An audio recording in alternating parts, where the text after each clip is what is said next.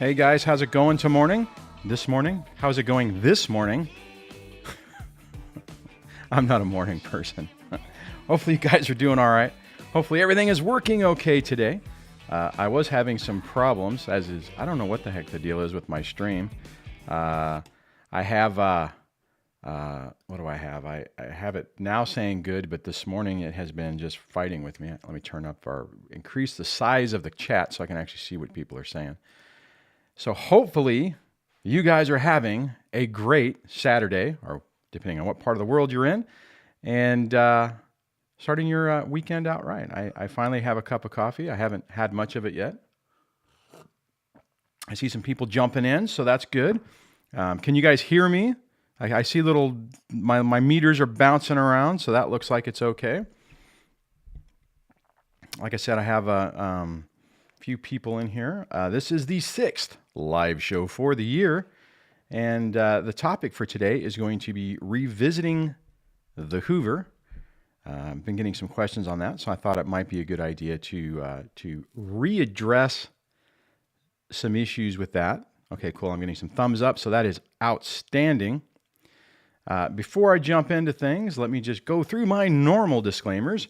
I am not a therapist. I am an individual, much like you guys, who has been through a very difficult situation and developed some tips and techniques along the way that have helped me, that I share with you to hopefully help you get your life back, minimize the damage of your toxic ex, and to increase or grow the relationship and the stability for your kids. So if that sounds like something that would be interesting for you and helpful, please consider hitting the subscribe button, ring the bell notifications so that maybe YouTube will tell you whenever I post something.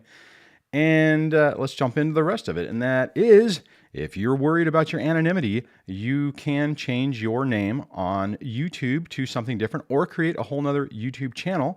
As you can see, if you're looking at the chat replay or if you're looking at the other people in the chat who are saying hello, a lot of people are using different handles. You can do that as well. If you are worried that if you're, John Smith and you're worried that everyone will know that it's you, that you can do that to help protect your anonymity just a little bit.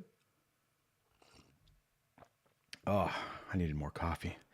If you want to get my attention, just put @ and DSD in front of it, and that will highlight my name on my side in a nice orange color so that I can see it. Like Cindy Todd, or Cindy T just did that. Says, good morning, at everyone and @ DSD, and it highlights my name. So it makes it easier for me to see when you're trying to get my attention as opposed to chatting amongst yourself, which is completely fine. I encourage you guys to do that. Oh, and put question. If you have a question, put a question.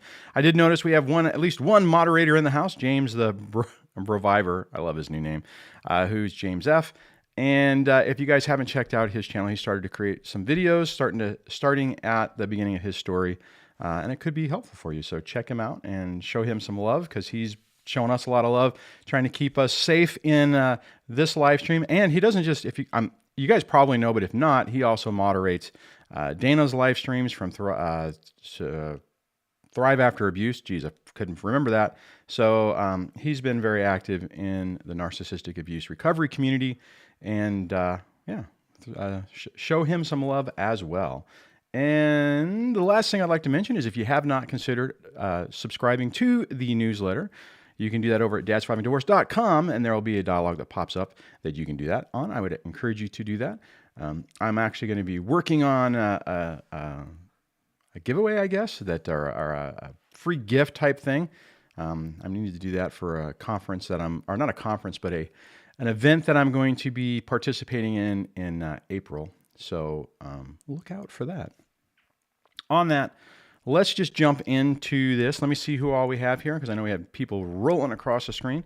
And I'll just kind of try to do, Spiritually Empowered Coaching was the first person on. So Leslie Powers, check her channel out as well. She's been making a lot of videos. Made the pivot over to YouTube in the last week or so. So starting to move some content there. Much easier to find. Facebook is great for some things, but it's not great for being able to find old content that still has value. So, you know what? I need to turn off my alerts so that I do not get all kinds of little notifications during this. So definitely check her out. Martin Jones. Hey, Martin, I think you're new, so welcome to the channel. Welcome to the show. Monica's on, says good morning. Nikki Leah, welcome. Haven't seen you in a while. Mia is on. N Star Light. Unless you change your name, welcome to the channel. Welcome to the live show. Glad you could jump on. Run with the Wind says, thank you for helping me understand. Absolutely, Ron. I'm glad you're still here or hanging out with us this morning. Speculator. Is that what that is? Speculator. Hey, Speculator. Yeah, that's it. All right. Hey, welcome to the channel. Welcome to the show. Isha Live 13 is here. Personal hypnosis says good morning. Martin Jones, UK, England. That's interesting. You know, I don't normally ask where you guys all are. So yeah, that's cool. We got people from all over the place. And Star says you can hear me. Okay, awesome. So let me just kind of scroll down here. Oh yeah, James made a comment. He says, hey Duane, there are two different thumbnails for this. I don't know why. Yeah, I noticed that on my phone. I'm not entirely sure what happened. I know I didn't start the stream, but I started doing a preview stream and then I changed the bit rate because it was giving me problems. Oh, that reminds me. If this looks different in a bad way, let me know. But as is typical, when I started this, YouTube was saying, your stream is bad. There's not enough signal. And so I actually lowered my bit rate just a little bit. I'm still sending out in 720p. But if it looks horrible, let me know and I might have to revisit that. Obviously, my internet's not doing an outstanding job here, but not really in the position to move to someplace with better internet just yet. Oh, you know what? Spiritual Empowered. Leslie says it's Hoover month with Valentine's. So great topic today. Oh, I didn't even think. You know, I didn't even put two and two together on that. But that does explain why it's been coming up. Man, I didn't even think about that. Oh, Mike Wozni says done hiding. Dude, I completely understand. I mean, in a lot of ways. I mean, I do know I attempt to keep some anonymity, so my name, you know, what someone would normally search isn't what I use for the channel. But, you know, I mean, I'm out, you know, all someone has to do is run across my face. Although I'm in disguise with the beard. So maybe they won't, maybe people won't recognize me. Wow, that's just a reach, isn't it? That's pretty funny. Let's see. Okay. All right, I think I just scrolled down to the bottom, but that is okay, I think. William Freeman says, just found DSD. It's been a great way for me to deal with recovery. Well, awesome. I'm glad I could help. Can Narcs be? Aisha asked, oh, can Narcs be saved by God?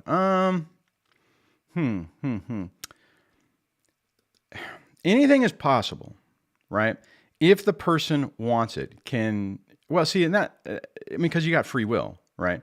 You know, God can set the path out for the person, but they ultimately have to decide that they want to change. The problem is that a narcissistic personality type or toxic personality type, they don't want to change. They're comfortable in their chaos and there's no need for them to change. That's why nothing's never their fault. It's always somebody else. They're always the victim and they feel comfortable in that mode. So there's not, you know, I see for folks like us, for the most part, and a show of thumbs up for people who agree with this, what I'm about to say, is we don't want to live like this anymore. We want chaos out of our life. We want peace and harmony and love and stability and tranquility in our lives. The chaos and the stress and the gaslighting and all that muck that goes along with toxic relationships, we don't want. So we're trying to find a path out of it. It takes us a long time to find that path out, but we don't feel comfortable there. Whereas a narcissistic personality type does. And what you'll notice with a person like that is when things were calm with you, more than likely chaos ensued. And when and as the more chaos was in your environment, they were happy. You know, I've seen it in myself, and I've seen this with other people I've known personally, and I've seen it tremendous examples of this through viewers of the channel who have had that same experience where as soon as things are calm and you're having a good day and you're like, wow, everything's great. Their toxic ex comes over. I'm trying to grabs the carpet, rips it out from underneath you. And then whenever you're laying on your back going, holy crap, what just happened? Then they start feeling calmer. Or if they can get you to explode, then they calm down. And so, yeah, everyone has the ability to change, but you have to have the desire to change. It took me 21 years to in my marriage to figure out that it ultimately that something had to change. That I deserved an opportunity to have something different. And that was a tough thing to get to. Now, throughout the course of the marriage, and let me just pause for a second and say that even before that, I was primed for this through my upbringing with my mother. And, so I grew up in a toxic environment. I grew up with gaslighting and emotional manipulation and all those games. So when it started happening, initially, obviously when you start in a relationship with someone such as this, they don't start out that way. They do it gradually. And then what happens is you acclimate to it. It's kind of like, the story of putting in the frog in the boiling water. You throw it in the boiling water, it jumps out. You throw us in a relationship that's super toxic right off the bat, and we're like, oh, hell no. And we're like, nope, ain't doing this. But that's not the way it happens. It happens very gradually. It starts out wonderful. Man, this little pool is nice and the perfect temperature. And it starts getting a little warmer. And you start saying, well, it's a little bit warmer, but it's still nice. It still feels good. And the next thing you know, you're being cooked. So that's the problem with that. Ultimately, everyone has free will. So you have to, you ultimately have to make the decision yourself. You guys all have free will. If you decide that I don't want to recover, it's too hard. I'm not going to go through this recovery. Good example. I'm going to be Cypher in the movie The Matrix.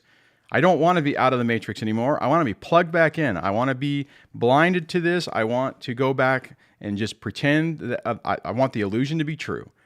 And that's, people do that. That's why sometimes people go back. That's why when the Hoover does happen, sometimes people will be like, oh, wow, it was just a mistake. It was a misunderstanding. I was just angry and thought that they were toxic and thought they were all these things because they were just this or that. They were mad. They were, took it out of context.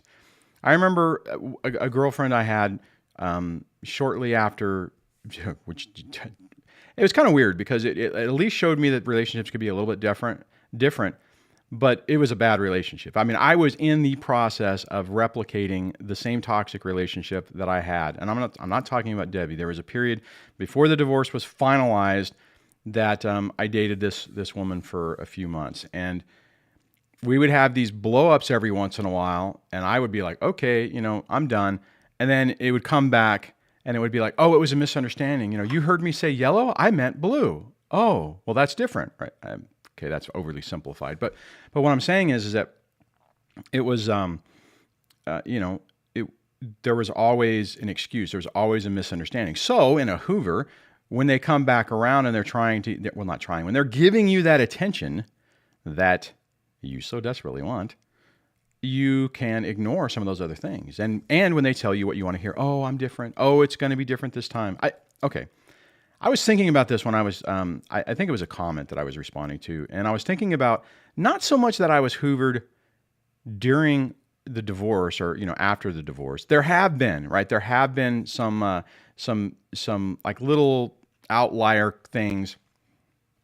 For a while there, she was sending food over with the kids.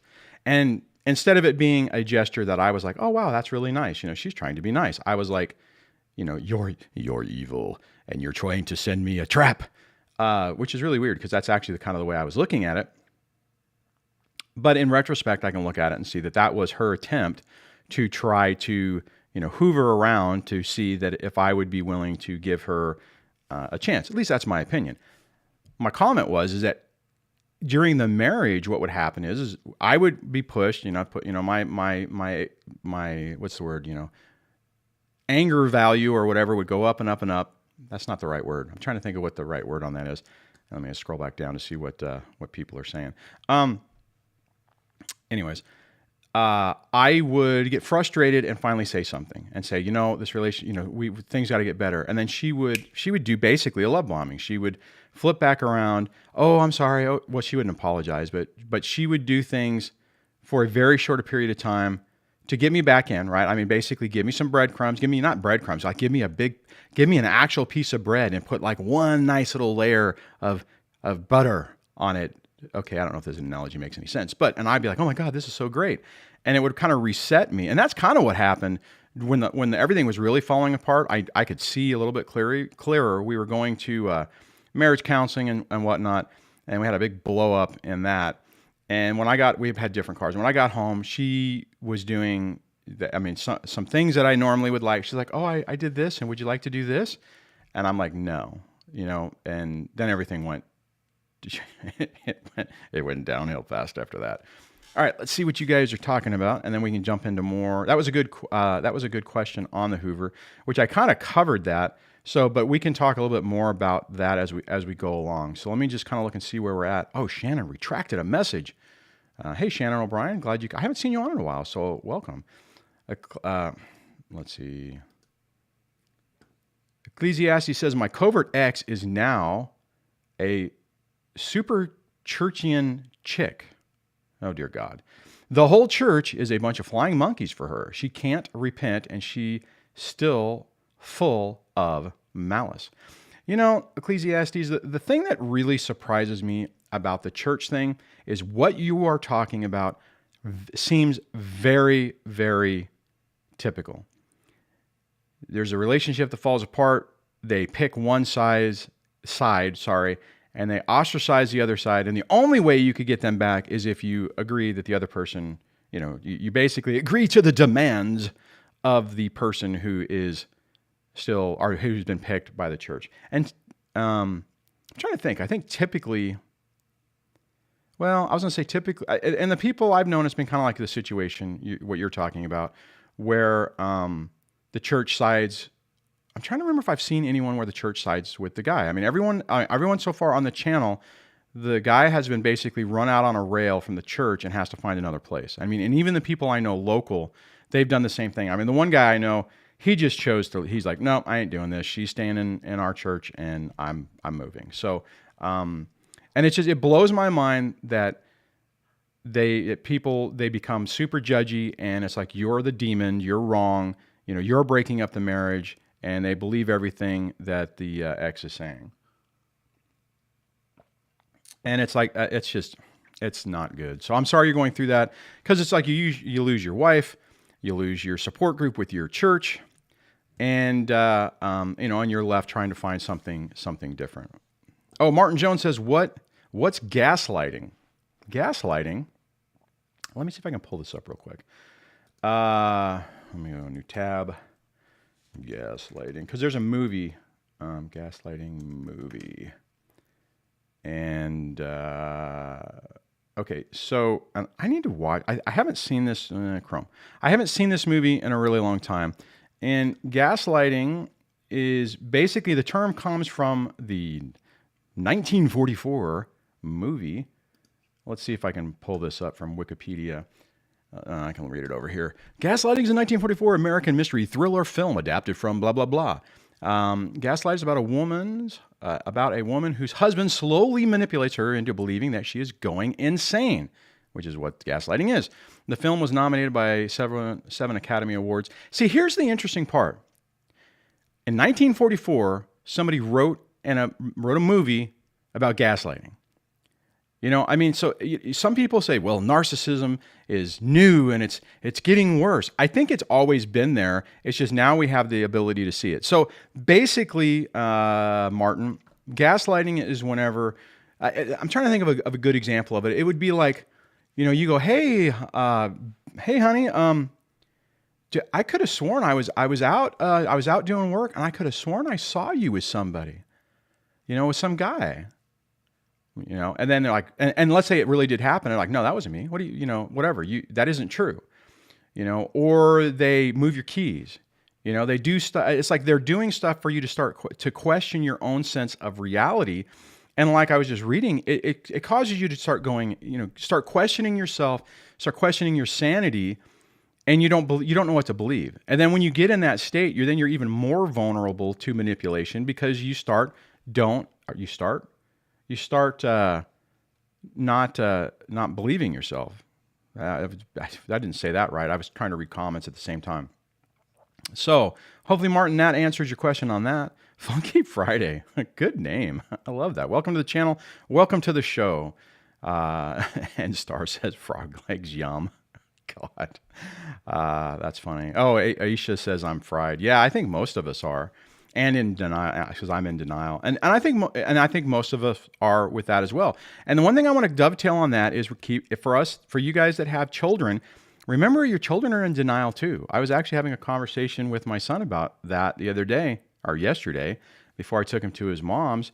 And he's going through one of those phases where he's starting to recognize the toxicity of the other environment. It blows my mind, just the stuff that happens. I mean, I know what. Let me back up. I guess I'm disappointed is what it is. It's like, it doesn't surprise me because it's exactly the same thing that happened to me. So he's slowly being devalued and pushed out. I don't think, just like with me, I don't think she is ultimately going to say get out. But I think she's pushing him to have to make that choice to leave. And if he was not physically disabled, I am pretty sure that he would have joined the military to get away from it. But unfortunately, he can't do that. So let's see what else we got going on. James says, "Poor frog." Absolutely. See, hashtag save the frog. I like that. See, that's the right way to think, James, as opposed to it being yum. Ooh, what dipping sauces do we get with that? Who was it that said that? N Starlight, North Starlight, maybe. That's hilarious. All right. Oh, Nikki said something. Oh, yeah. So it's just saying hey to Shannon. Okay, Run with the Wind says to James, you can never be the same person after the storm that you went in. Yeah, that's a really good point, Run, and we can hit that for a moment. Is that you are going to change through this, and sometimes that's really tough, and that was actually tough for me too, because I liked being naive and I liked being seeing the best with people and being, stupid, I guess. But, you go through this and you do change. And there was a period of time where I was really irritated that I wasn't the person that I was before. And I felt like I lost that. The thing is that, you're growing, right? I mean, it's not so much that you've lost, well, you have lost who you were, but that doesn't mean that the person you're growing into isn't a good person, right? I mean, before you go to college, you don't have the knowledge and that experience. And when you're on the other end, now you're a different person in that. I mean, you can look throughout your life that there's different experiences that you've had that you've been able to grow through to become who you are today. And we all should be trying to evolve and become the best versions of ourselves. And this is just a part of it. So hopefully that makes sense. Oh, Taldamon's on. It says, "Hi all. I was lucky enough to catch a stream. I saw it was live and jumped in." Well, glad you jumped on. I haven't seen you on in a while. So, and where are you at, Taldamon? So maybe you're in one of the other parts of the country where it's just a horrible time where I normally do this. And hey, John Brummer says, "Hello, chat." Well, hello, John. Welcome to the channel. Welcome to the live show. Coyote says, "Have an appointment. We'll watch the recording. Have a great chat." Well, thanks for hanging out with us for a little bit, Coyote. Glad you could jump in. Abby M says, "I'm glad I didn't have a kid with a narc." Oh, that is, it does make it different. It doesn't mean that it's going to be still easy, right? It doesn't mean that, I didn't have kids and, this is going to be a cakewalk. You're still going to have some trouble on that. And don't feel bad about that. I was chatting with someone the other day about the different stories, right? And I can look at. I'm trying to remember who I was talking to about. Oh, I was talking to somebody I'm going to do a collaboration with. That's right. We were having a conference last night, and what I was saying is that I can look at other people's stories now, and they're horrific. I mean, I'm like, oh my God, that is just 10 times worse than mine. But then I look back at my situation, and my situation was horrific. And, that's weird. I wonder why Debbie's calling me right now. Give me a second. Let's text Debbie and say hello. Yep, they are okay, and I'm. Hold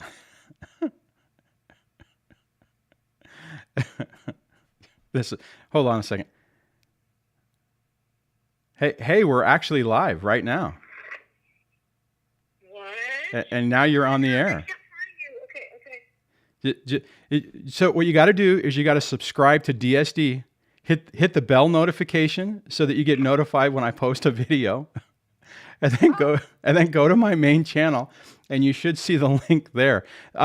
James did say that there was 2 up there, so maybe there's one that's broken. But yeah, we're actually on. We've been live for about 30 minutes. I gotta find you. I'm posting stuff like I think you slept in. I was about ready to post that. No, I'm here. We got 48 people, 11 thumbs up. Only 11. I guess I'm not doing well tonight. Oh, James says no. I hope there are still not 2 chats. So if you could just in that one, Debbie, and I know I'm getting reverb, but if you could just post a comment in there saying if this one's still up, cancel it and go into the other one. Hey, I see you now. All right. I hope that was. Oh, I was going to say I hope no one else is in the wrong chat, but then if they are, they're not going to see this. Okay. Well, that completely derailed me. I don't even know what I was talking about. Let me scroll back up. I hope you guys appreciated the minor humor in that. See, I am not a morning person. Okay. Oh, Class E says, my daughter tells me, quote, I don't know who to believe. Oh yeah, kids are in a bad spot. Between the 2 households, and I haven't been saying anything. Gee, I wonder where she's hearing things. Well, see, and it does. Yeah, you're right. And part of the thing is that just you living a calm, stable life when the other person is saying that you're not that is going to be complicated and confusing for the kids. And it's even possible. I think typically what happens. Oh, I got a thumbs down. Nobody liked my impromptu conversation with Debbie. Anyways, what I was trying to say is the problem is that, if the other ex is making comments and then you're not demonstrating that, it is going to be confusing for the kids. And no, what I was going to say, what I was dovetailing on that is that it's highly possible that when you were in the relationship, you probably were doing some of those things. I know I was. I was talking about this with my son yesterday as well, because I was incredibly stressed and always high strung. So it was really easy for me to get angry whenever something would go wrong. And my ex would use me as the enforcer. So I would come home and she would do the normal, the kids are being mean. You need to go have a talk with them. And, I was not so much like I am today. I would be more, put on the freaking Darth Vader, dun, dun, dun, dun, dun, dun, dun, dun, dun, dun thing. And that's the way I was. So whenever the separation happened, and it's like your daddy's mean, and he's abusive and he yells at you well, yeah, I did do all those things. And, so then when the kids are looking at the situation and I'm trying to change, first, the thing is I had to undo that, right? So that, their life with me being more chaotic in my own right, having to undo that is really tough. So for you guys who haven't fallen into that trap, you did not sign up for okay, well, I'm going to be I'll be the stereotypical father figure, disciplinarian. Then you have if you fall into that, then you have to undo that, right? That's why oftentimes I talk about how you have to play good and bad cop when you're in that situation. So it does make it really tough for the kids. Okay, so Mike Wozni says, "Oh my God, I was the enforcer too." Yeah, Mike. So here's the deal, man. Okay, and I'm glad. Well, let me just hit this a little bit more because this is a really important point. Okay. We can't be that person in a toxic divorce because the ex is trying to use that as a wedge to alienate the kids. So you have to play good and bad cop at the same time. That's why it's incredibly important that so you say you're the custodial parent of my 3 kids. So maybe this doesn't pertain, but I'll just go ahead and finish this thought because it is important. You cannot still be that authoritarian person in that situation. because what happens is it's being used against you, and you're going to end up alienating your kids. What I ended up having to do, because I tried that initially, it's like when the kids would walk in the door, it's like rules are changing around here, new sheriff in town, that type of thing. And what would happen is all it would do is make it worse. So what I ended up having to do is, like on the Groundhog Day, which I've called it, and I do have videos about that, is I would let a lot of things go on that first day.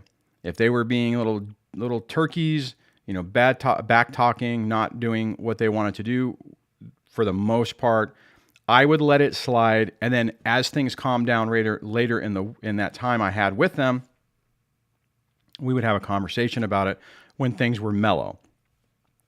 In the beginning of that, what would happen is that on the 2-day cycle, you guys know that I get the kids on Wednesdays and Thursdays, and then they go back to school on Wednesday, or they go to their mom's on Friday. Oftentimes there wasn't enough time to do anything, right? So Groundhog Day would be really rough.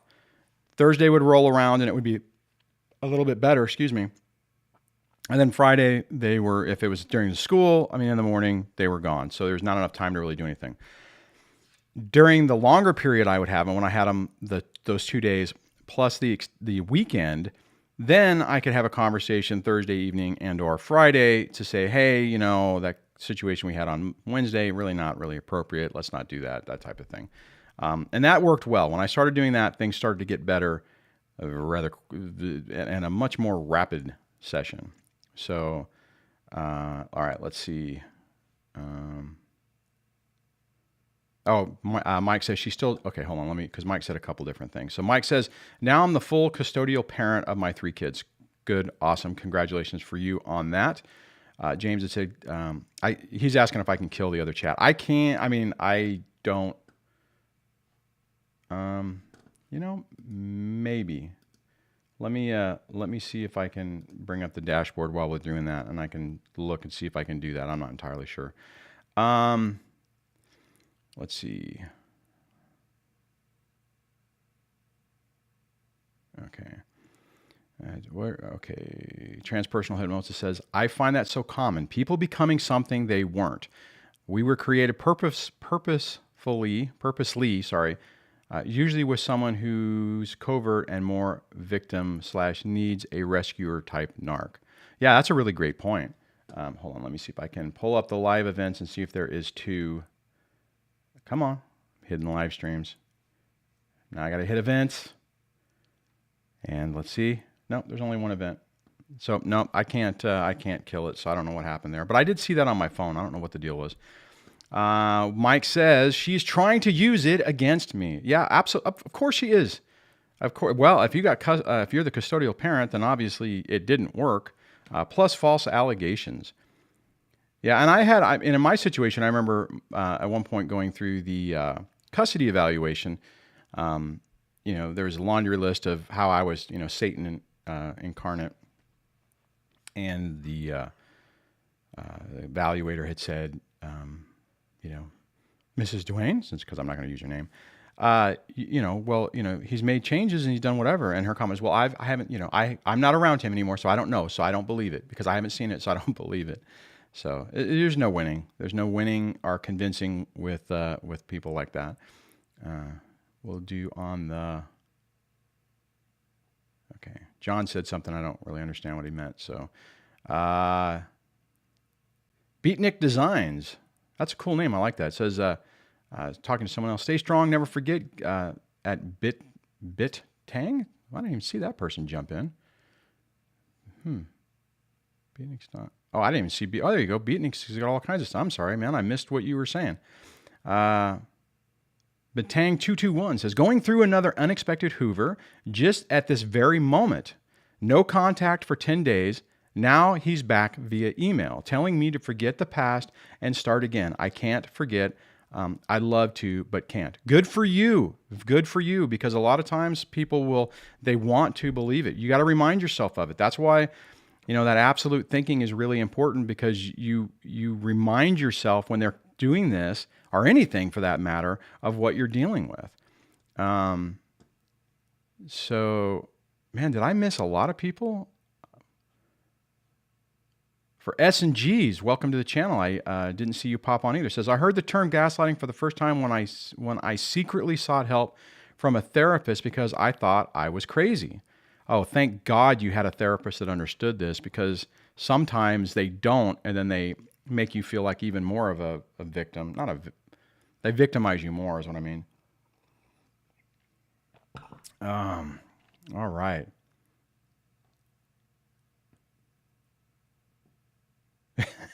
Nikki says she was ready earlier, coffee and all.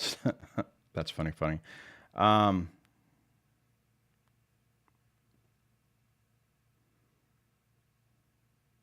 Oh, Divorce Papa was in the wrong one. Dang it! I don't know how that happened, because I've never had that happen before. It might be because I did change the stream, the bit rate on the stream, but I don't know.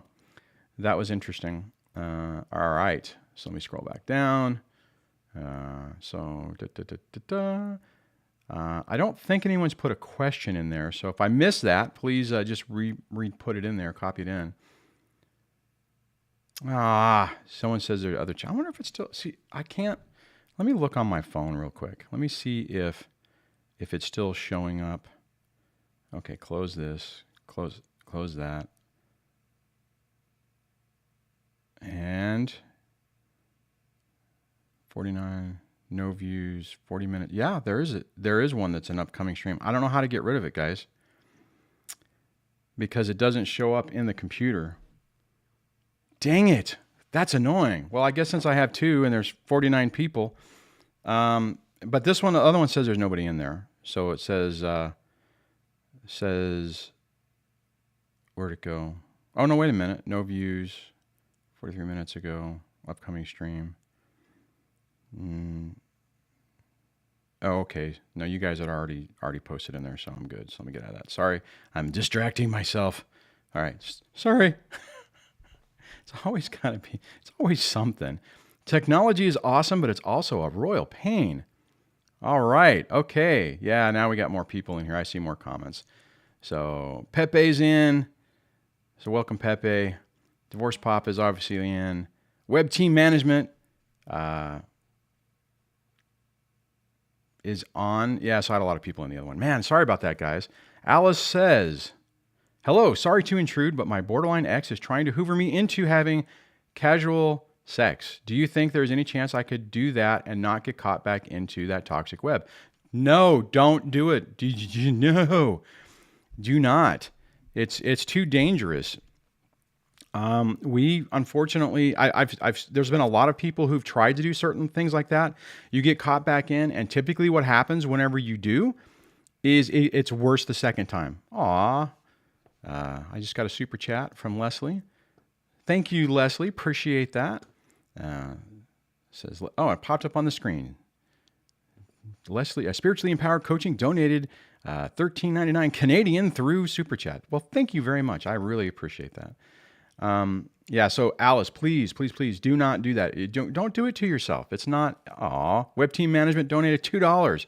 Thank you very much. Oh, and guys, just so you know, you can also have a comment that when you do that, there's a little box underneath it that you can type something when you do that, and it'll highlight it too. So whenever it pops up in the little window, I see your name. For me on the screen, let me just try to show you this. This is what it does. It goes Chrome. As it pops up, and then I can click on it and see if there's a comment, it'll highlight there. So makes it it's another way to get my attention. Okay. Yeah, Alice. So just sorry about that. I keep getting distracted, but please do not do that. Blue says it happened to her as well. That's very very common trap. James says it's a trap. Yeah, just be really careful, guys. Don't do it to yourself. All right, let me, let's see. Baneful Thing says, hoovering in my experience, not to get me back, but to trick me into agreeing with what he wants. That is an excellent point, Baneful Things. They can potentially do that as well. They try to, thanks, Baneful Things. I appreciate that. Duane saves. See, you can see if you're looking on the screen, it actually highlights the comment. So it makes it so, and for whatever reason, they're not popping up here. What's going on? Normally they pop up on the top, but it's not. Let me hit. Well, if I hit refresh, it might delete everything because it does that sometimes. So I won't do that. But that's weird because that feature is not working correctly.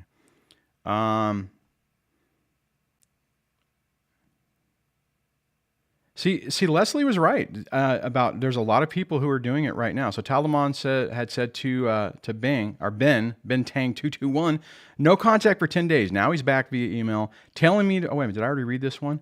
Of course, they try to push the reset button like we are objects. Stay strong. Oh, okay. So it's just a offer of support. Yeah, just don't do it. Don't do it. And I know it's so common. I know people do it, and it makes you it can make you feel like I don't know something, but just it's dangerous. Don't do it. It sucks you back in, and it restarts the clock. Think of it like you're trying to get over an addiction, right? You're going no contact, and you're not taking the drug, which is the X. So when you go back and you drink again, or you have you take whatever, and you're trying to work toward your sobriety, it's you're starting over again, and it's really, really dangerous. And people can easily try to convince themselves that, oh, it'll just be okay. It's not a big deal. It's just one time. It's it's not good. All right, what is going on here? Why is this giving me grief? I'm going to scroll down real quick to look, and then I'm going to hit refresh and see what it does, because this is actually annoying me. Refresh, and it didn't fix it. That's bizarre. Okay, well, whatever. Sometimes YouTube stuff works well. William says to me, says, does getting married within a... Oh, God. Sorry. Does getting married within a month of dating the new supply change anything? She appears happy on the surface, but is constantly bashing me on social media and also tries to start arguments. It depends on who they... One, that's such a horrible sign. Technically, it's actually good for you because at least she's moving on to someone else. But you're still, but here's the reality of it. She probably jumped into it just to hurt you too, right? So she's convincing herself that, oh, it's the greatest thing ever. And then she's still fixating on you, bashing on you, telling everyone else, oh, I'm so lucky I have my soulmate, and William was such a scumbag. That's unfortunately rather common. The risk is if the new future ex is also narcissistic. See, either way, it's going to be bad. If the new person is an empath, then there's a possibility that they can calm the situation down. Unfortunately, typically what happens is they become recruited as flying monkeys, and they will attack you as well until they become persona non grata, and it switches to them. But I, personally, like in my situation, I wish mine would just move on with someone else. I mean, she doesn't really lash out to me, but like, as I've mentioned before, I really attempt to keep it in the mode that she can think she's winning. I'm the disgruntled, bitter ex-husband who just can't get over her. She can think that all she wants, and I'll just, skip along and have a nice day.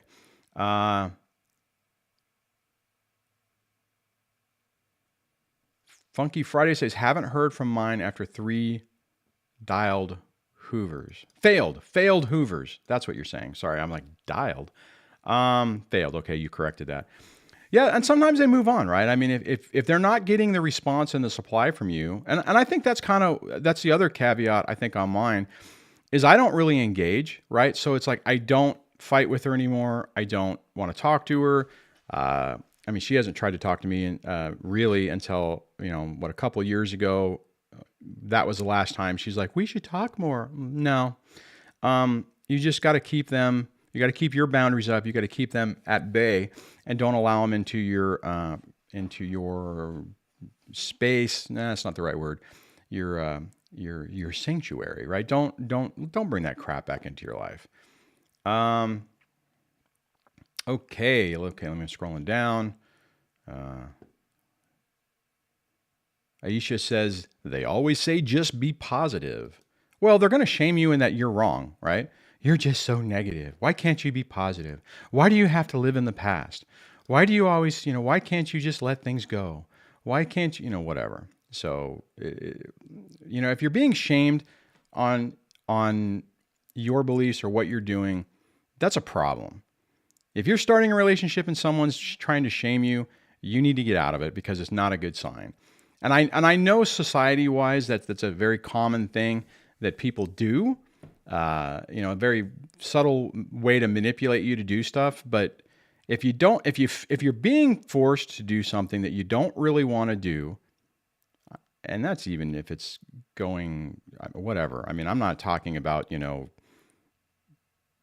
private things. I'm talking about just anything. Then it's I'm trying to think of an example. If it's like, well, everyone else has nice cars, why can't you buy me a nice car? That type of thing. It's not positive. I mean, you gotta look out for those things. The problem is, and this is another thing I was talking to someone about yesterday on, and I've talked about this in the past too, is you get in this mode where everyone, when the guys are sitting around and they're talking about their wives or their girlfriends, and everyone is saying, oh, mine does this. Oh, mine does this too. And then you think, oh, well, this is normal behavior. So, I guess I just have to deal with it because it's what everyone does. I'm sure it happens on the other side. My boyfriend or my husband, ignores me, doesn't do anything, whatever the whole thing is. And you get in this mode to where it's like, well, everyone's dealing with it, so it's normal. No, it's not normal. It's not. If it's, it's like you need to be able to have conversations about it, be able to respect each other's boundaries, respect each other's needs and, whatever. And that is what normal is. Now, granted, people are different, right? What's important to me might not be important to you. And that's okay, but you need to have conversations with it and to be able to have communications on it and not have it be a manipulation tactic. Okay.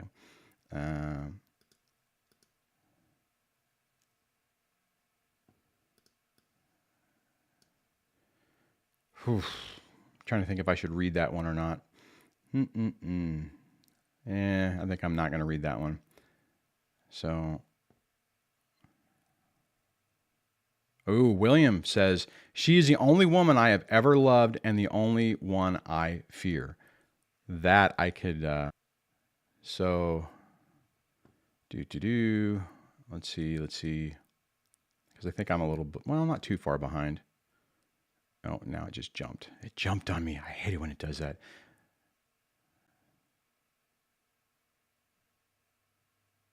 Oh, James said someone had a question. Someone had a question? Find question. Oh, 3. Good question. Where is it? Great question. I have an awesome question. What happens when you want to marry someone?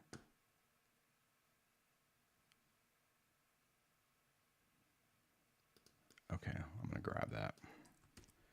I'll put this over here because when you put it as a question, I will highlight it in a slide because that's just what I do. That's the way I roll around here. Okay, Web Team Management, which is Alan, says, I have an awesome question. What happens when you want to marry someone and that situation with those kids that I have? Well, that's a tough one because here's the problem. You'll get into a relationship with somebody and, you care about each other and they're signing on to be a part of this.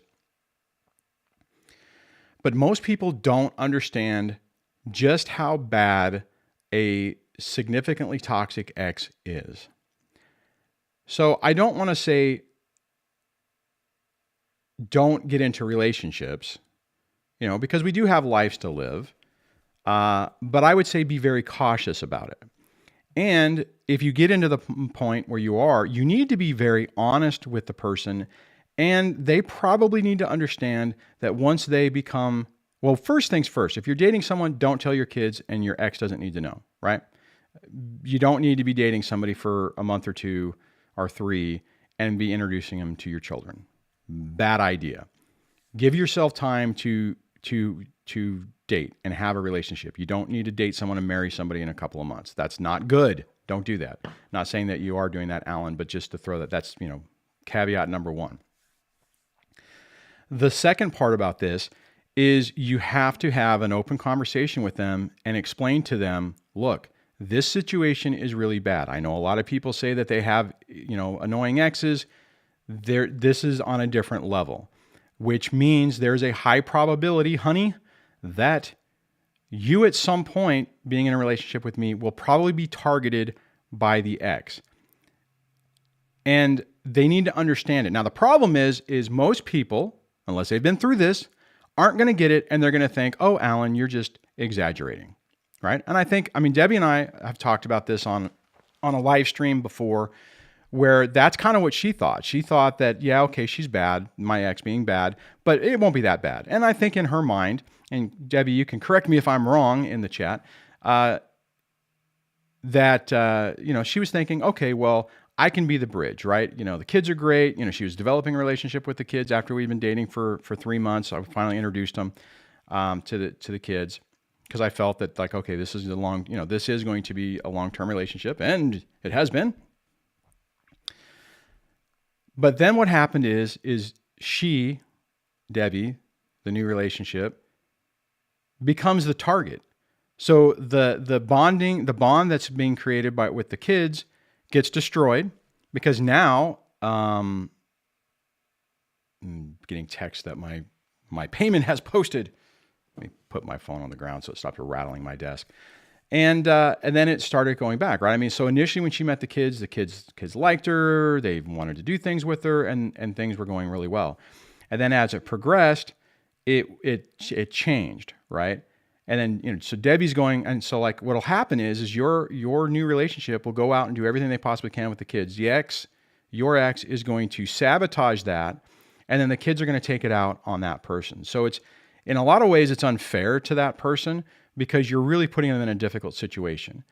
I was chatting with somebody the other day, a female viewer whose husband has been accused of abusing the stepchildren, and just getting slammed through that. It's like, I don't think most people realize what they're signing up for. So you just have to be honest about it. So good question, Web Team Management. I know I kind of dwelled on that a little bit, but hopefully that was helpful for you guys. For the 53 of you that are still here, ooh, never mind. I'm going to say it. I'm just looking at my stats, and I see a number went down, so I'm happy. Anyways, I digress. Let's see. William says, to me, the only reason I'm in contact with her is our kids. Yeah, man, I hear you. If I didn't have children, or if the children were, well, see, I don't really contact her now, but it's like there's this constant reminder.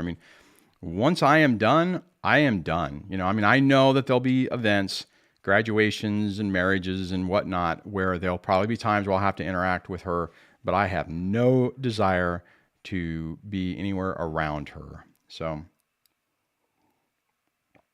oh, Divorce Papa says to Blue, at least we had a chat in the fake live stream today. God darn it. I'm sorry about that. Okay, where are we at? Let's see. Then I start looking at the time, and I start getting nervous, and I'll slow down, and I'll go through the comments so I don't miss anything. Todd B, hey Todd, welcome, says Narc X new supply doesn't have a job. Publicly complains on Facebook that he can't kick his 4-year methadone habit due to an 11-year heroin addiction. Oh, God. He is 35. We are 37. Oh, she even got a younger one. Oh, man. I don't even know what to tell you. At least you're... why did... I feel for you, dude. Do you guys have kids? Todd, do you guys have kids? If you're still here, I know that was 9 minutes ago that you said that. Beatnik Design says trauma bonding is real, very much like an addiction. Absolutely, I completely agree with you. E says my ex's new supply, is an empath. Wait a minute. Is an empath with a violent criminal record. Go figure. Huh. I don't even know what that word is. Let me. Hybristophilia. What is that? Now I got to look that up. You can't be doing that to me, man. Oh, no results found. Kicked in for the narc. He is also 12 years younger. Man, You know what? I'm glad you're out of that. I hope you can protect if you have kids. I'm drawing a blank. Oh, he has a question. So let me grab this one. Okay. Alrighty. And keynote. E says, Duane, malign Hoovers occur when the narc tries to provoke you into a negative reaction for negative supply. When did the worst of that occur? How often does this still happen to you? It happened the worst. It was the worst in the beginning. Well, okay. Here's the thing. Those tactics occur regularly.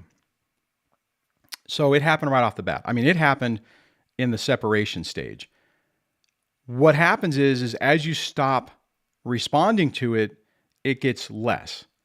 They're still going to try it. They're still going to do things, but the more that you don't respond, the less often it happens.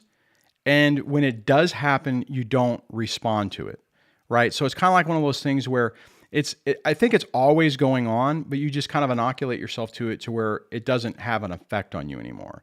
It takes time, right? I mean, and I think channels like this help. A good therapist can help, but it just takes time whenever you understand what's going on and realize that not responding is actually taking your power back. And that just to dwell on that for a moment longer, that was one of the things that helped me and give me strength to not respond. Instead of having that feeling initially where it was like, oh man, I'm letting her get away with it.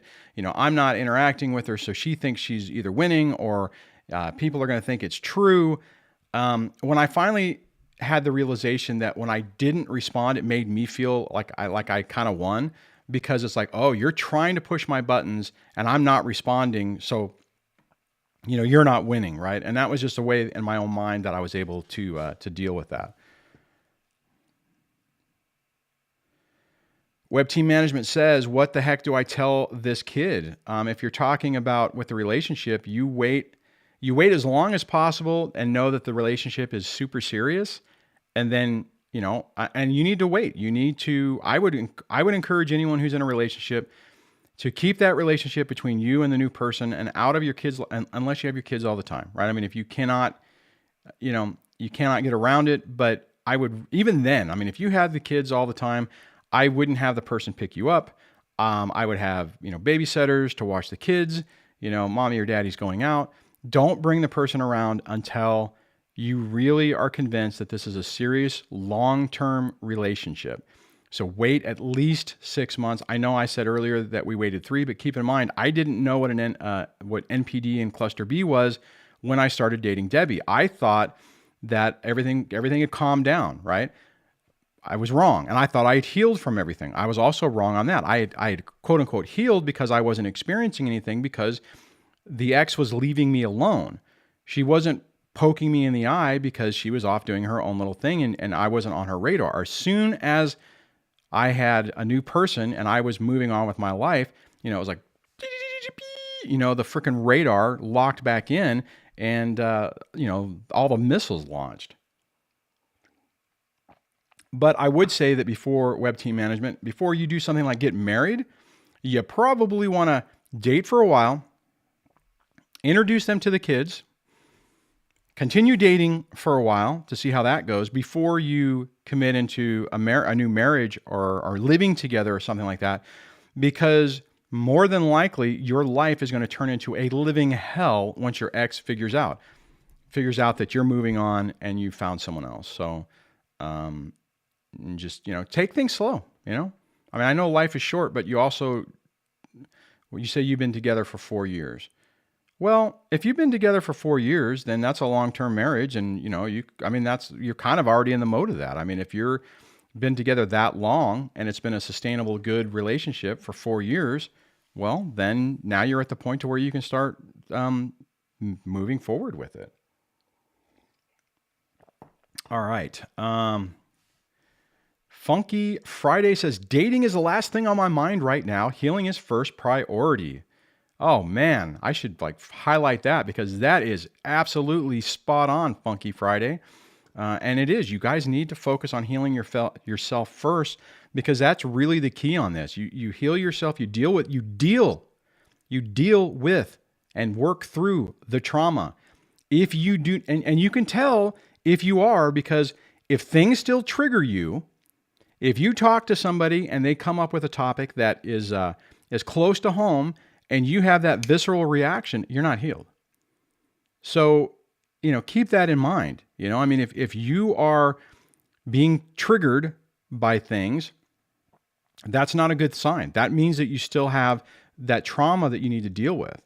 You need to be able to have those, be able to have a conversation with somebody, maybe have empathy with them, but not relive your trauma as a result of it. And see, that's where I made the mistake that I was talking about earlier, is that when I was in that period of time before Debbie and I announced that we were dating, I thought things were good. The ex wasn't bothering me. I was kind of doing no contact, and things were relatively stable. So I thought I was fine. I thought that I had healed. Well, no, I hadn't healed, because as soon as the freaking world fell apart on me and I had everyone coming after me and I was getting just raked through the coals, all that anger came rushing back. And that's what you have. You work through that. Because see, if you can do that, then you can get your peace. You can find your happy spot. And all this crap won't have the effect that it has on you, but you have to deal with it. And it sucks, because it's not fun. You don't want to deal with it. And as soon as you start feeling better, you're like, woohoo, my life's getting, that's what I thought. I'm like, whoa, my life's getting back. Things are stabilizing. I'm looking forward to the future. I'm better. I've healed. And then the ex went boop right in my eye with, by her, her direct actions through child support services. I had the IRS coming after me. I mean, it was just horrible. And it just, all those emotions came crushing back, and it was really, really tough. Okay, so yeah, so dating is not the first thing that needs to be on your mind. Healing needs to be. I move back. Okay, Web Team Management says, Alan says, Duane, what happens if I move back to Florida?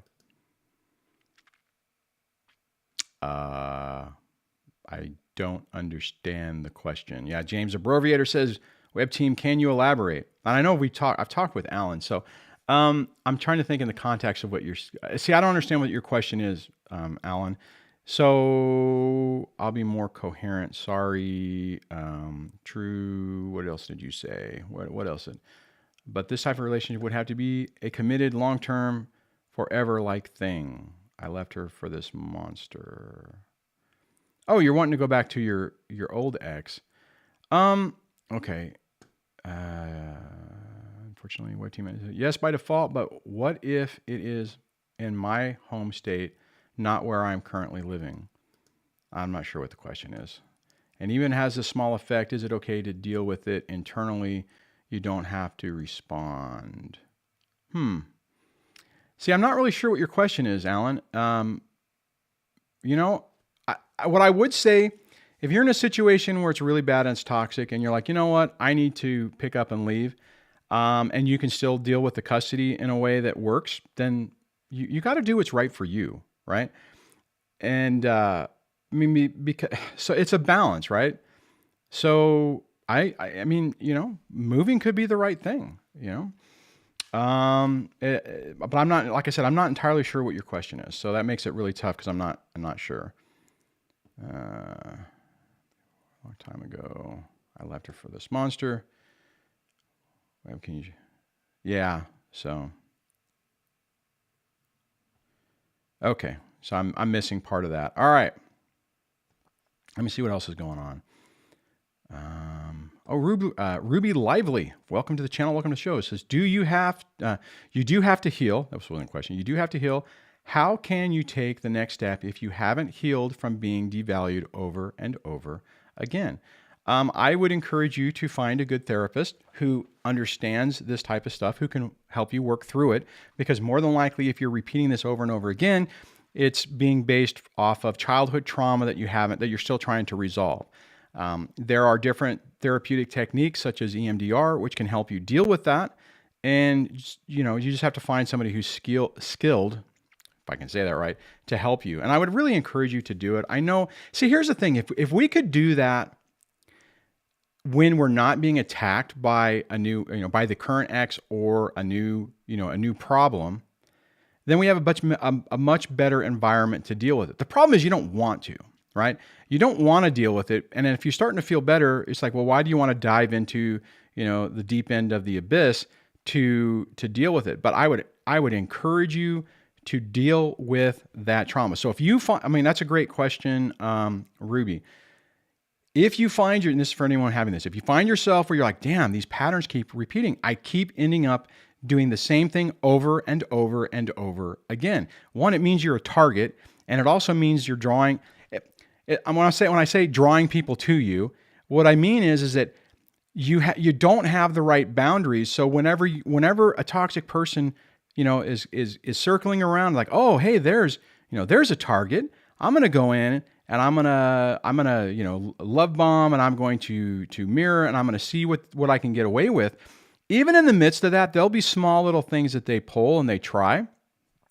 And somebody who's comes from a toxic relationship is going to ignore those, or is going to be so focused on getting their personal validation from that person that they'll ignore it because they need that person to love them and care about them and validate their life.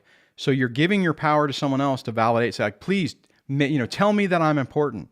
Okay, Duane, you're important. Oh, okay. Then you follow them around like a little puppy dog, and then they kick you, and then you feel sad because you want, figuratively, you still want that attention, and then they throw the breadcrumbs around, and it's just vicious cycle. So if you find that you're doing the same thing over and over again, you need to tap the mat, take a pause, work on yourself to really figure out what's going on and why it's happening. You owe it to yourself to do that. And if you're recognizing a pattern within yourself, that's what you need to do. And part of it, these channels, my channel, Dana's channel, Angie's channel. There's a bunch of them out there, that can really help. So learn as much as you can, get the validation of like, wow, I've had that experience that all these other people have had. And then do the next part, which is the therapeutic part, where you're finding someone to really help you deal directly with your personal trauma. And then maybe if you can't find a good therapist, then maybe you find a life coach or a relationship consultant or something to help you deal with that. Personally, I would prefer if you could find a good therapist to go through that modality to help you, just because then they can watch other things and they can make sure that they're in theory trained to deal with that in that professional environment, which a life coach is as well too. But I'm just saying that my opinion on that. Anyways, okay, all right. Let me scroll down to the bottom.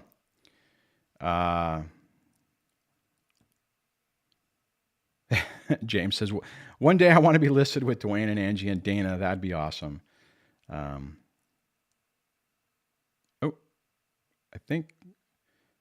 saw Leslie post something and then it went away. So I don't know what happened there. Okay. Let's see. And we are going to shut down here in a little bit. So Alan, if you have a question, get it in quick. Or what you could do is you could send it to me later and I could just make a separate video on that. Oh, Spiritually Empowered is leaving. So thanks for hanging out with us, Leslie. Again, guys, go check her out. If you haven't, you can click on the little 3 dots next. And, I think you can, or you can click on you're supposed to be able to go to their channel through the chat. Maybe I'm doing that wrong. So never mind. James says, I will get there. Yeah, you will get there, man. Just keep cycling or keep going on it and, it'll grow. So Leslie says, have a great healing day. All sending positive vibes to all of you. Aw, thanks, Leslie. Appreciate that. Hope you have an outstanding day. Do some cool stuff. All right. It has been, well, for the people who weren't stuck on the on the wrong chat. I tell you what, since that happened, I'll hang out a little bit more. So the people who came in late, if there's a question you want to post that we can hit while we're here, we'll knock that out, and go for that. Let's see.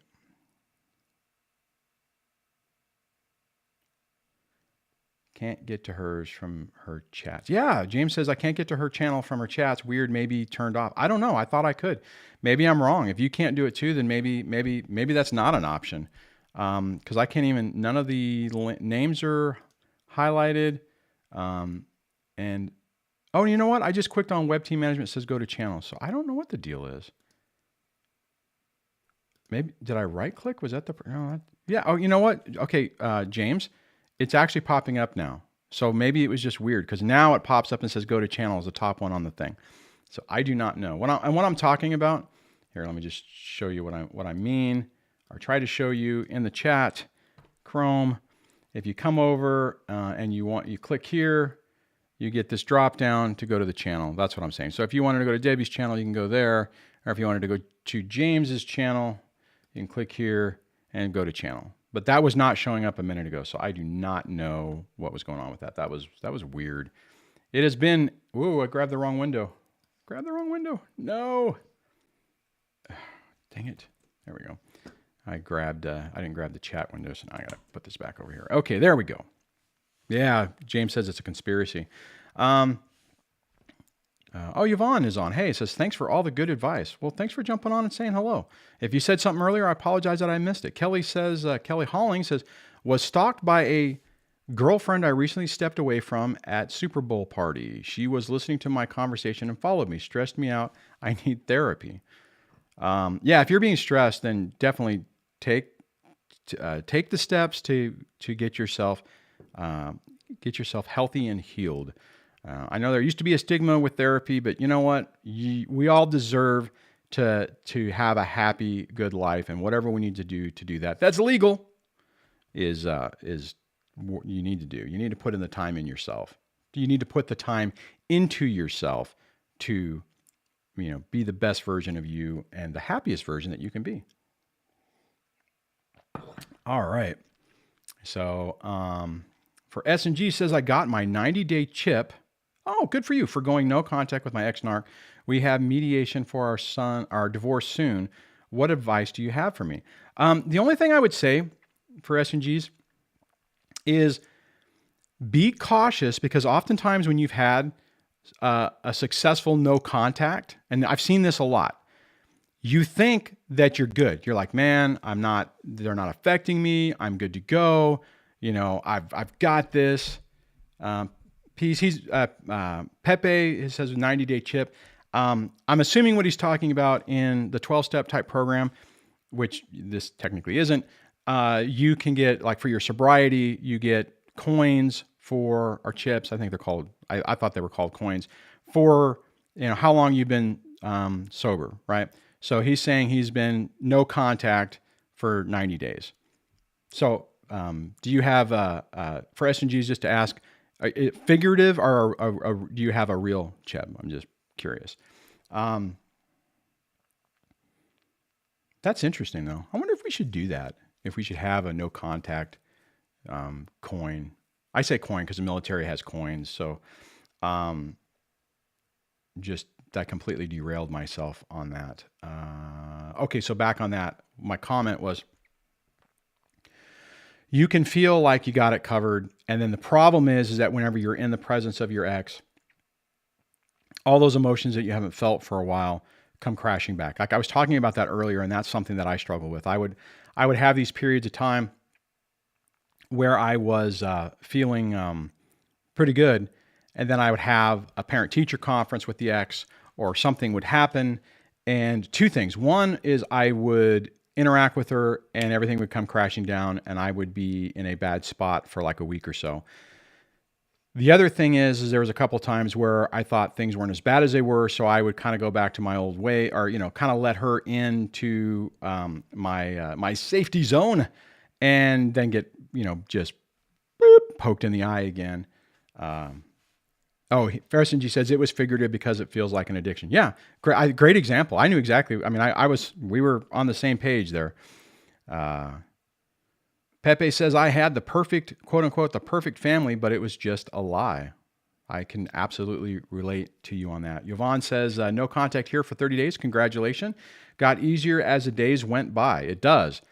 But again, just make sure you're working on it. And the test is going to be whenever you interact with that person, if those emotions come crashing back down and you have a negative response. When you get to the point that you can be around the person and maybe it's just mildly annoying, but it doesn't corrupt your day and it doesn't send you down the pit of hell. And I mean, and this has been something that's taken me a long time to get there. I mean, I'm kind of there now.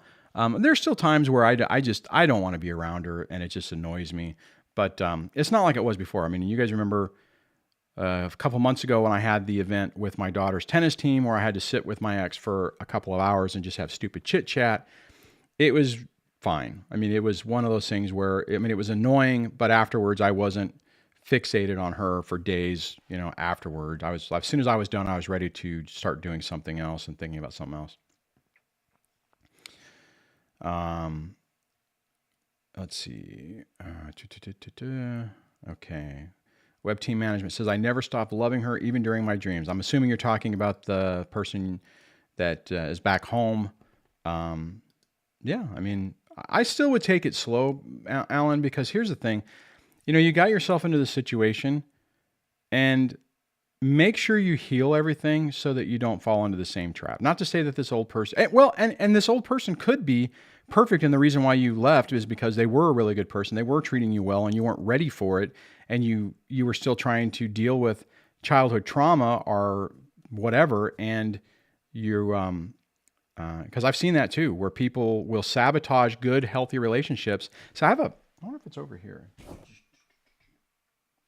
I have a book that my therapist had recommended to me that was written by another, I think therapist or PhD, I can't remember. So it might have been a psychologist, I'm not sure. Anyways, and that's one of the things she commented on is that she hadn't dealt with her own personal childhood trauma. She did have a relationship that was really good, very respectful. The person, respected her boundaries. It was a very good mutual relationship, but she wasn't ready for it. So she sabotaged that relationship and ended up in toxic relationships, which replicated her family of origin and wasn't able for it. So, I mean, it could be that is a good relationship, but just, you got to be really careful. Let's see. James Abroviator says, gray rock is key. Yes, it is. Yeah, Pepe says, sounds like one-itis web team. That's kind of, you got to be careful of that. And, yeah, and that term oftentimes comes, well, never mind. But yeah, you don't want, and see, that happens a lot where people, it's like you have to have one person. So it's like, you're like, beep, and you find someone else. It's like, you be really careful of that. You need to give yourself time, be slow and methodical about things. And yeah, and I keep saying the same thing. So Web team manager says not enough clean time. Yeah, exactly. If I'm reading you correctly. Prevent PA says, hey, Duane. Well, hey, Prevent PA. Glad you could jump on a live stream. Talamon says, regarding triggers, I thought I saw the toxic ex the other day. It wasn't the person, but I was happy because I felt cool as a cucumber completely. I'm 3 years, no contact now. See, and that right there, Talamon, that's what I'm talking about, is whenever you can be in that situation and it doesn't affect you. When you're not ready, what'll happen is you'll see somebody, it'll remind you, and then they'll be stuck in your head for days, maybe even weeks, and negatively affecting you. So give yourself time to heal from this and do what you need to do to really get over it, not just pretend to it. E had said, kids events or not, there will be no social interaction whatsoever. That is very smart.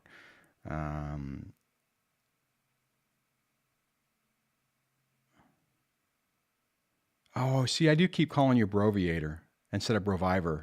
I don't know why. It's just in my brain. That's the way it thinks. Prevent PA says, I ran into my ex at Target. Kids were with me, and I did all the right things and quickly pulled out my camera because of all the gal's accusations I've been through. Got horribly angry at emails after. Yeah, of course. Why are you doing that? You shouldn't be doing that. Yeah, whatever. Funky Friday says, when I saw my ex a few months ago, I ignored him completely. Gray rock indeed. Yeah. It's harder when you have kids, right? I had a situation a few years back.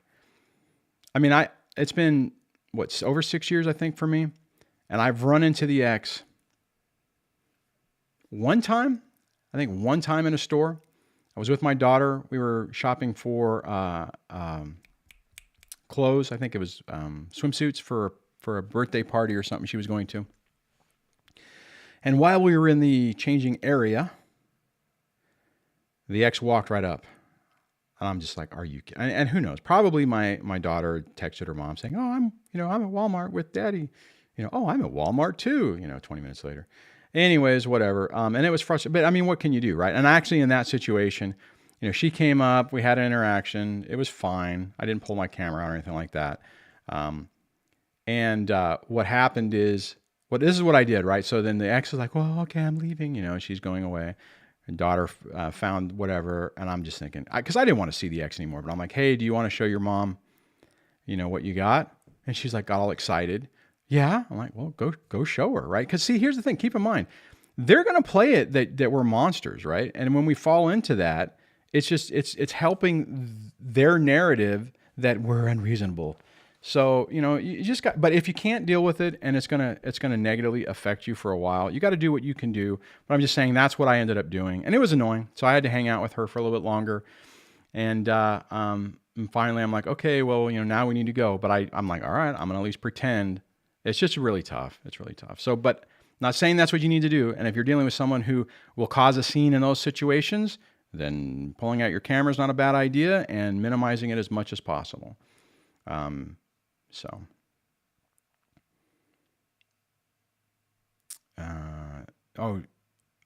Okay. So somebody, so S&G, okay. So I'm cautious about doing gray rock because the person who coined that term is a little awkward.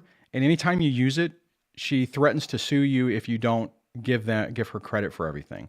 So what I would say is do a Google search on gray rock and check it out. But that's a term that I am actually staying away from because I was getting harassed for a while from the person who did that, basically threatening legal action. And I ultimately deleted my gray rock video because I'm like, nope, not dealing with it. Actually, it felt like I was talking to my ex-wife, well, if you don't care about the community and don't want to help anybody, that's the email I got, then I guess, I'll just have to, go to other people to hold you accountable.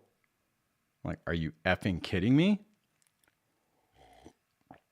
Kind of reminded me of my ex, it's like, well, if you don't care about the kids, if you don't want, it was a couple of Christmases ago where I know I've told this story before, but she's like, would you like to see the kids for a little bit during Christmas break? Like, no, that's okay. But the way the email was, but if you don't care about the kids and you don't want to see them, I guess that's okay.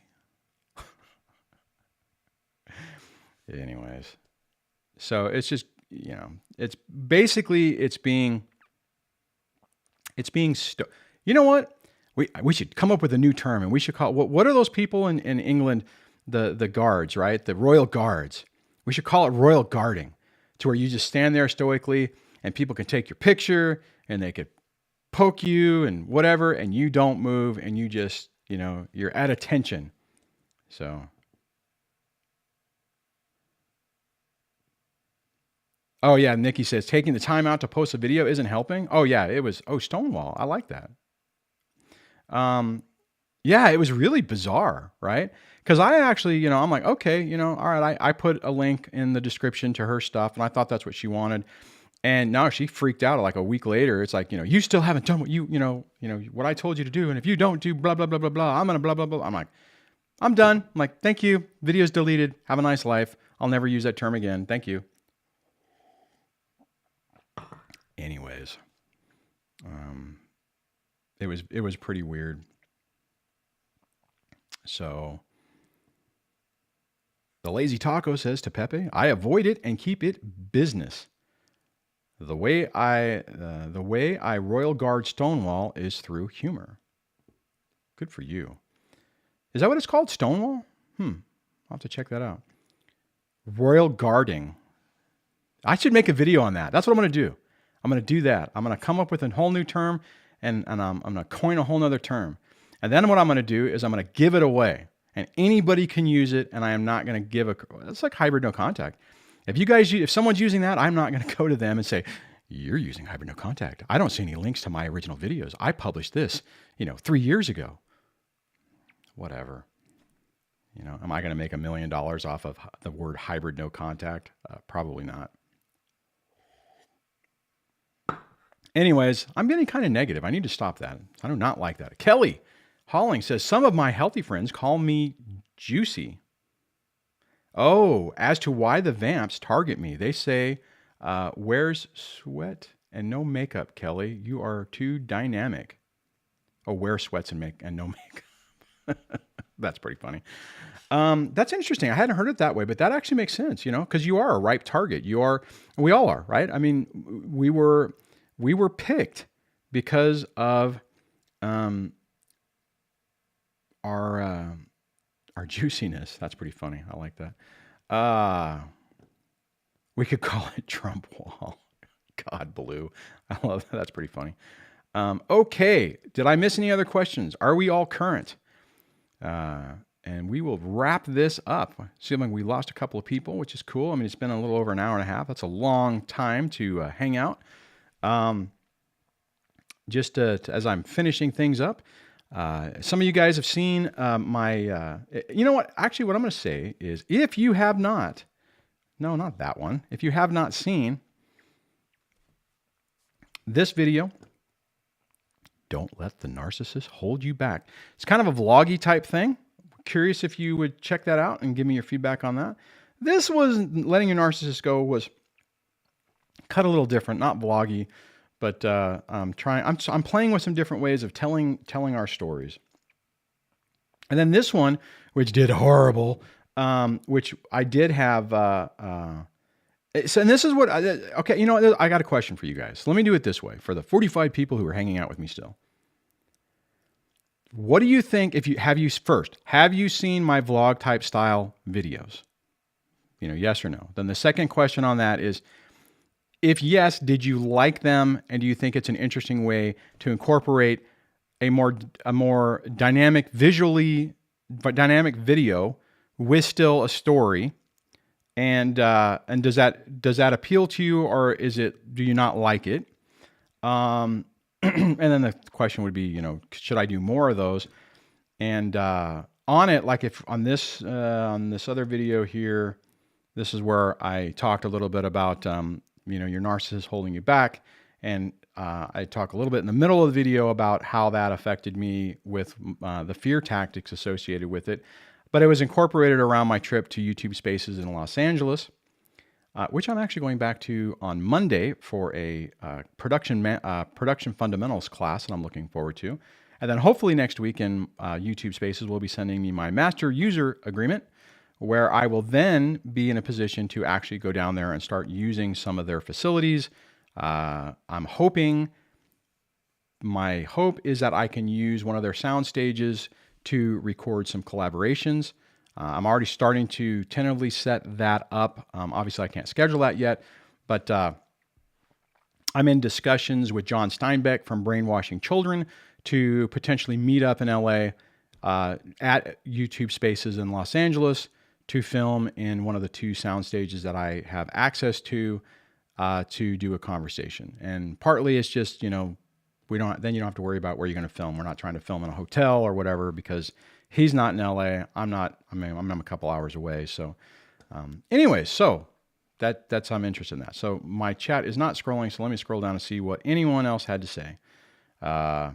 Funky Friday says, yes, I like the vlogs, Duane. Thank you. I appreciate that.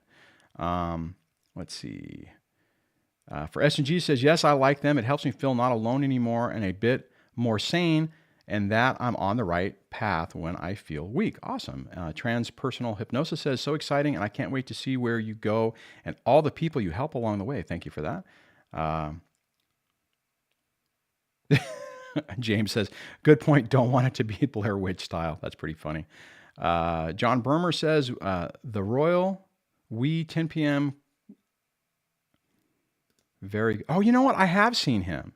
He is oh, my computer just locked up. Damn it. That's not good. Can you guys still hear me? I don't know what it's doing. Oh, wait a minute. It came back. That was weird. Everything just kind of froze. Hopefully I didn't freeze. Yeah, I just recently found that guy's channel. Very good. Growing very fast and very dynamic. I I like his energy. I kind of wish that all my, my 500 previous videos were that same energy. Prevent PA says blogs are very good. So awesome. Thank you very much. And if you guys, let me see if I can, let me try to pull this. Let me go over here. I didn't even realize I was still on that screen. Sorry about that. The Royal We. Dividing higher. I think that's him. Why is that so freaking big?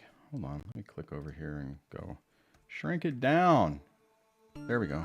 For some reason, they have everything. Is that him? Yeah, that's him. So, yeah, check him. I've only watched a few of his videos, but I like him. I like the style. You guys, and it's a high energy, right? So, I mean, I think he's putting out a good message, and he's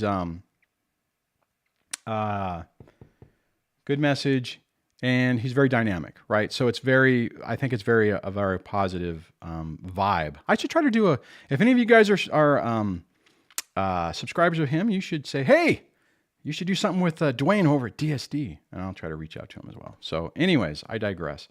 James says he's great. Yep. John Burmer says that's him. Hey, Angela Ramsey. Haven't seen you in a while. Welcome. Our first live.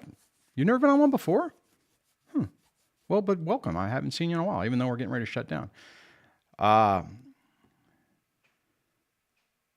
Prevent PA says, I've talked to Michelle. I can't say her last name, from Surviving to Thriving. She is very good. Yeah, I've heard a lot of people like her. Let's see. Nikki says, if you can, I would. I watched my son on my ex's time. Safer with me anyways. Lazy Taco. Oh, what did Lazy Taco say? All right, let me check that out before. Oh, there was a question. All right. I didn't see that. I apologize. I'm a slacker. I don't mean to slack. Keynote says, the ex does not get off work till 5:30. My daughter is now in daycare and has to be picked up by 4:30. Ex and her mom expect me, under co-parenting, to go and get her and watch her on ex's week. I actually agree with, who is it that said that? Nikki. No, was it Nikki? Oh gosh darn it! Now it's locking up again. Lazy Taco says, Nikki, I live out of same town as ex, so I would have to find something to do with her Wednesday through Friday in a town that has nothing. I can't take her and watch her at the ex's houses. Her new supply is there. Well, okay, if you could pull it off to where you went to a park with her or you did something, then it's extra time that you have with your daughter. And actually it's helping build your bonding time with her. Conversely, it's not your responsibility, so you don't have to do it. I know in your situation, Lazy Taco, your family is also her family is also your employer, which complicates things. But, you can do, you could also say that, on family time, she's somebody else, the other family, the grandparents should do it. But, I would, ultimately do what you want to do. If you don't want to do it because you're like, hey, I do not want to, that's her responsibility. I'm sick of this crap. It's it's her problem, not mine. Both responses are valid. You just have to do what's right for you. Bluebell says the Royal We is good, but is more commercially. So I don't know. I'll have to watch some more of him. Kelly Halling says, I love your authenticity, Duane. Thanks for helping. Oh, thanks. Appreciate it. And let's see, where are we at? Funky Friday says, Royal We is nice, but he kind of rush it off. I like it slow. Oh, okay. I see what you're saying. Well, and that's the thing, right? It's different techniques and different styles help different people. He's obviously doing better than I am. So there's something there. Let's check. Oh, I can't do that. Let's do this. Let me do this. Uh-oh. No, not that. Not that. Let me go like this. Let me go here. Let me go to Chrome. Let me go new window. Let me do this. because I have a little tool that, no, don't do that. I don't want to hear it. Channel analytics. I'm trying to look something up here. Let me go back to the main screen. That appears to not be working. Man, my computer's working really weird today. Oh, there we go. Yeah, see, here's the problem with some of that. Let me just show you this. It's not necessarily a problem, but so I'm doing the analytics on his channel compared to my channel, right? So his style obviously resonates with more people. He's got more subscribers, more than likely. He may not have as many views. He's got almost twice as many views, and videos are probably going to be the same. Yeah. So more people are drawn to that. So part of the problem is that, you know, if someone's trying to create a channel or trying to grow it, you're trying to find a niche that actually works, right? And you're trying to find a style that works, which, I mean, it depends on what you're going for. But at the end of the day, unfortunately, with YouTube, growth is really the key. Growth is what gets you into YouTube spaces, right? I had to get over 10,000. I can't turn on channel memberships until I get to 30,000, which I really would hope, because I'm sure a lot of you guys would be willing to support channel memberships if I had it available. Well, the way I'm going, it's probably going to take close to another year for me to grow the extra 14,000, or maybe more than a year to do that, unless things start picking up, right? So I mean, there's barriers of entry that complicate things whenever whenever you're not when you're not as broadly appealable, I guess. I don't know. I'm just throwing that out there. TC says, is there ever a boundary they will not cross? No, they will cross every boundary and violate you in every chance that they possibly can. Web Team Management says, Duane is a friend. Do not ever change. Thank you for that. But you know what though? But I am trying to change, like with some of the format, because I also want to enjoy making the video. I love making videos, right? But I also really love making more intricate videos. And I do want to do that. I mean, like these guys that make daily vlogs, how in the hell do you do that? I mean, there is a tremendous amount of work. James asks, James, hit me later. It's part of TubeBuddy. It's an analytical tool. We can talk about it after. And let's see. Okay. Am I missing anything else? Blue says this channel is more personable. I like that. Oh, thanks, Blue. I appreciate it. I appreciate the support, guys. So I just gotta figure out. I gotta figure out a way to cover this rent increase, though. So I got to do something a little more commercial. I hate to say that, but it's the reality of it, right? Either that or start working more overtime at work, and I do not want to do that. I want to spend less time at the day job instead of more. Kelly says, what in the world is gang stalking? I'm hearing of the gang stalking. I have never heard of that. You know what? No, not that one. Come over here. Let's see what happens when I go gang stalking. Urban Dictionary, gang stalking.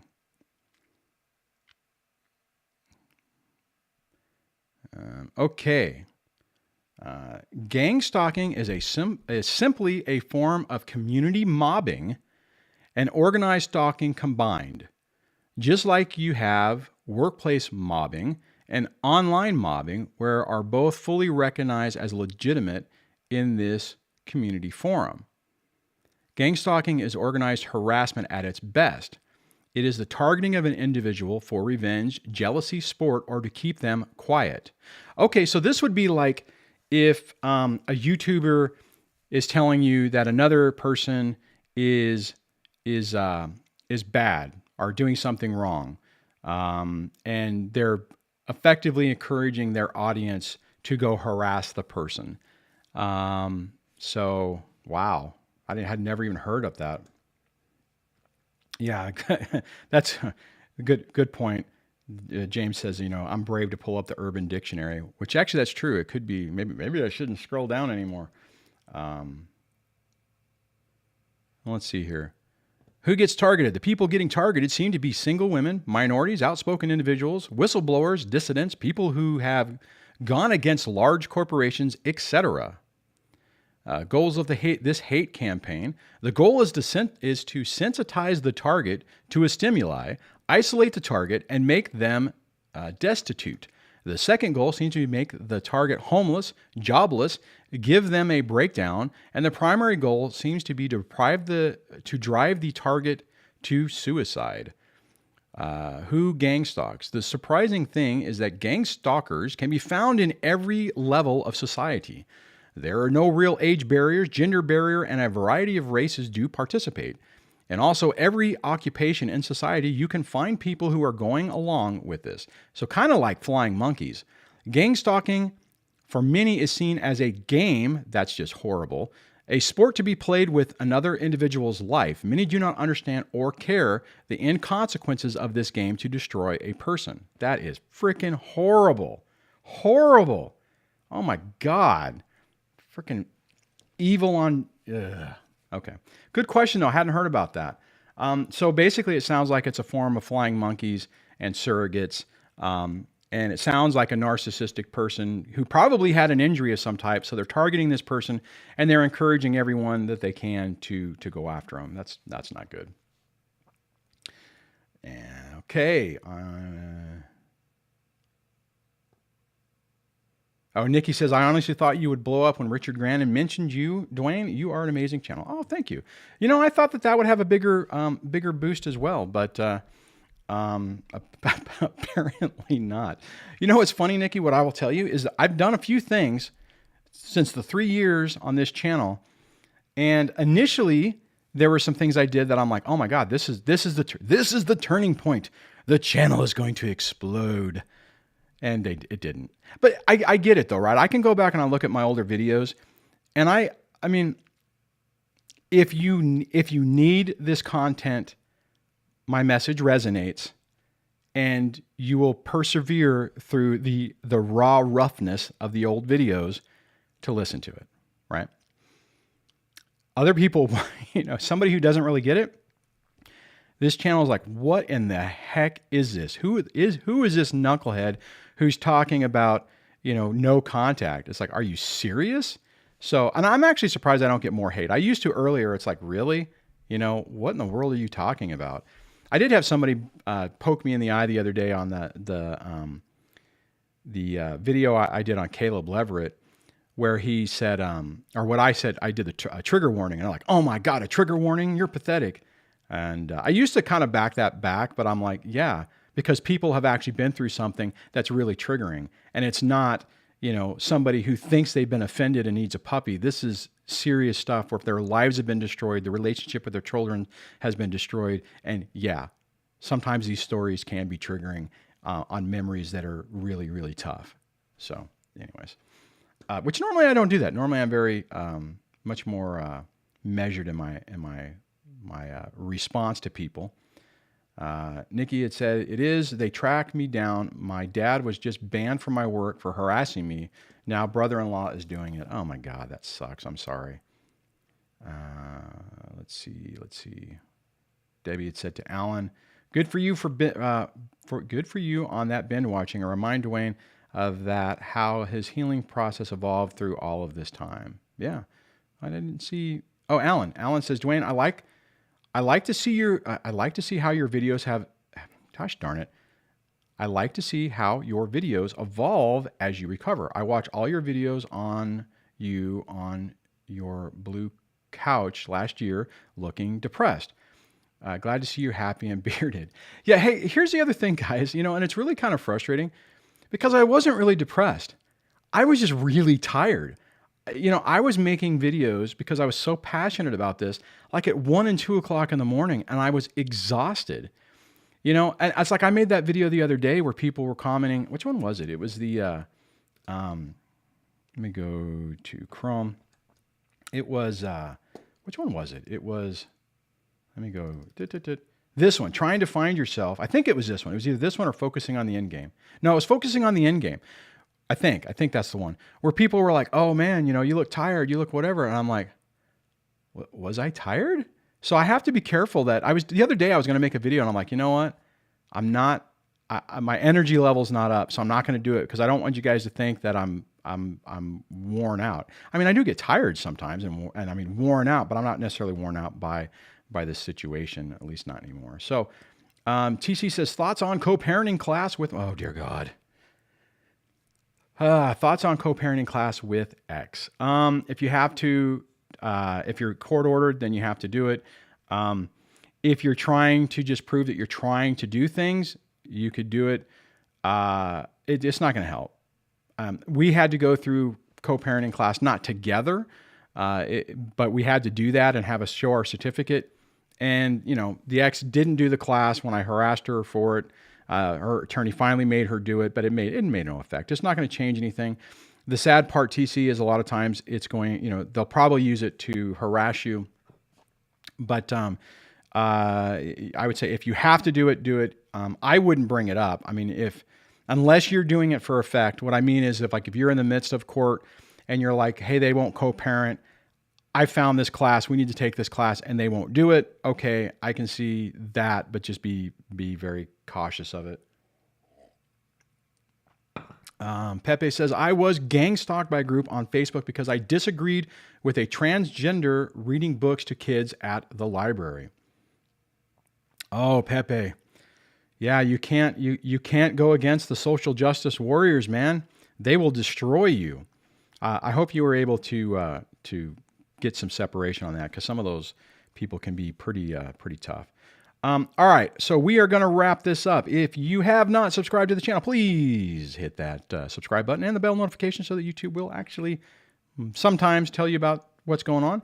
If you have not gone over to the website and signed up for the newsletter, you can, when you pop up a lot of times, it'll give you a dialogue. If not, scroll down. You can do that right there. I am working on a free giveaway that I think I'm going to do something on some key points on hybrid no contact. So be on the lookout for that. If you have not checked out the latest podcast, you can find that both on YouTube, because I'm starting to do the video ones, or you can find the show notes by going to the dadssurvivingdivorce.com website, go to podcast, and you can find all the show notes for the different podcasts right there. I still have to do the one for Monday. I thought I was going to do a conversation/interview, but now that I think about it, I don't think I've scheduled that. But yeah, I do have a podcast. Appreciate you guys supporting me on that. I get good feedback on that. And let me double check last little things. James says, Thanos may snap his fingers, your ex, but focus on the end game. You know, I didn't even think about that when I said that. I could have done a Thanos Avenger theme thumbnail, made it very clickbaitable. The problem is, if I pulled certain people on that, they would be torqued off because it wouldn't be what they were expecting. Okay. All right, guys. Have a great rest of your Saturday. Thanks for hanging out with me. I appreciate it. Thank you very much for the people who did the super chats. Every little bit helps. You know, this thing isn't exactly a moneymaker, so every little bit helps pay for all this stuff. Like lenses and cameras and lights and memory cards and all that kind of stuff. So I really appreciate it. Hope you guys have an outstanding rest of your day. I don't know if I'll be back on Tuesday. I know I'm trying to mess with my schedule. I might. I'm not entirely sure. So watch out more for that. And I'm going on an adventure on Monday, which should be cool. And maybe I'll make another vlog out of that. I'm going to try to. And I'll chat with you guys on the next video. Take care.